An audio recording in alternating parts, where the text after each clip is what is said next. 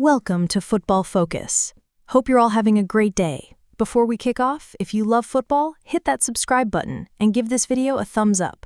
Let's dive in. Chelsea's $75.3 million gamble on the brink. Maresca's brutal call leaves Nicolas Jackson fighting for his future. Chelsea's summer of anticipation was meant to symbolize a new era under Enzo Maresca, a manager whose arrival was heralded as the perfect blend of tactical sophistication and modern footballing ideals. The ownership, led by Todd Boehly and Clearlake Capital, had made it clear they were prepared to back their new coach in shaping a squad capable of reclaiming Premier League glory and returning to Europe's elite. Among the names on Chelsea's roster, one stood out more than most: Nicolas Jackson. Signed for a hefty £75.3 million after a scintillating rise at Villarreal, the Senegalese forward was expected to become the spearhead of a rejuvenated Blues attack. His explosive pace, sharp movement off the ball, and instinctive finishing had convinced Chelsea's recruitment team that he could thrive in England. Yet, barely weeks into Maresca's reign, a deep tension has begun to simmer beneath the surface, threatening to turn one of the club's most expensive signings into the latest victim of Stamford Bridge's recurring striker curse. The early signs of friction emerged quietly, almost imperceptibly, during the preseason training camp. Those who watched closely noticed that while Jackson was often involved in drills, the sessions were heavily focused on rehearsing highly structured attacking sequences. Maresca, who had studied under Guardiola and built his coaching identity on possession control, wanted his forwards to operate within meticulously designed positional lanes. In theory, it was a beautiful system. In practice, it appeared to clash with Jackson's most dangerous attributes: his freedom to roam, his tendency to drift into unexpected spaces, and his reliance on instinct rather than pre-programmed movements. Coaches who have worked with Jackson before describe him as a player who thrives in chaos, able to turn a half-chance into a goal simply by reacting faster than defenders. But in Maresca's system, every run has a purpose, every pass a predetermined destination. That rigidity, while perfect for maintaining control, risks blunting the edge of a striker whose best weapon is unpredictability. Behind the closed doors of Cobham, the debate has intensified.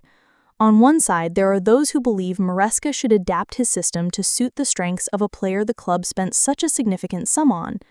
On the other, there is Maresca himself, a manager convinced that long-term success comes from players fitting the system, not the system bending to fit individuals.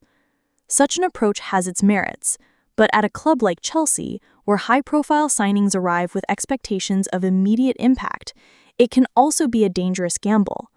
The fear now is that Jackson could become marginalized, starting fewer games and being used in positions or roles that do not showcase his true capabilities. If history is any guide, Chelsea supporters have reason to be worried. The club's recent past is littered with expensive forward flops, many of whom were undone not by a sudden decline in talent, but by tactical misalignment and managerial upheaval. Torres, for all his brilliance at Liverpool, struggled under a system that didn't play to his strengths. Romelu Lukaku, brought back for a then-club record fee, found himself alienated and ultimately exiled after failing to mesh with Thomas Tuchel's style. Jackson's current trajectory, if left unchecked, risks becoming a familiar story. The sheer size of the transfer fee makes the stakes even higher. From a business standpoint, the implications are severe. A player signed for £75.3 million cannot simply be allowed to lose value without a fight. In the modern football economy, where financial fair play restrictions loom large, every investment must be protected, and player value must be maintained. Should Jackson fall out of favor, his market value could plummet in a matter of months, leaving Chelsea with a costly asset they can neither effectively use nor easily sell. This scenario could force the club into selling other valuable players to balance the books, weakening depth in positions where they can least afford it. It is a problem that extends far beyond the pitch and into the boardroom. The human side of the story is equally compelling and troubling. Jackson is still in the early stages of his Chelsea journey, and to be faced with the possibility of a reduced role so soon is a blow few players could take lightly. Those close to him say he is determined to prove himself, throwing himself into training with the same intensity he showed in his debut campaign. Yet, there is an unmistakable undercurrent of uncertainty. His representatives are said to be monitoring the situation closely, aware that other European clubs would be eager to make him their focal point.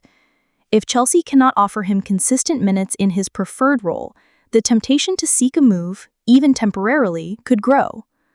Supporters are too divided. The Stamford Bridge faithful have always demanded attacking football, and the thought of seeing such a talented forward sidelined does not sit well with many.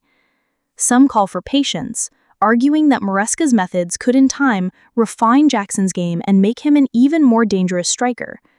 Others see it as folly to try and reshape a player whose raw talent is already proven, fearing that overcoaching could strip him of the very qualities that made him special.